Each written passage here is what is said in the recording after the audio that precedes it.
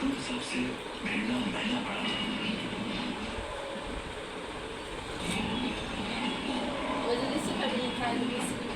শুরু করো কথা কর।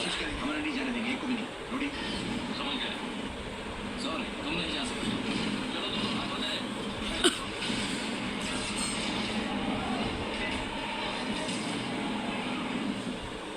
अब ये कौन सा? हमें चलना होगा। हवा में ऑक्सीजन कम हो रही है, तुम लोग कोर्स पर जाओ। अगर यहाँ कोई और बचा तो उन्हें मैं ले आऊँ। और इस मशीन का क्या होगा? मैं रक्षा करूंगी, तुम्हारी जिम्मेदारी। नताशा मेरे साथ चलो। सबने बोर्ड पर ले जाओ। तन्ने छोड़कर ना जाओ। मने कुछ नहीं होगा। जब सारे चले जाए तो मने लेने आ जाना, पहले नहीं, समझे? भूल ना बहना, तारे से 12 मिनट बड़ा हूँ। जाओ। बॉस, कवच के पावर लेवल्स कम हो रहे हैं। बच्चे इकट्ठा कर लो, हमारे पास एक ही मौका है।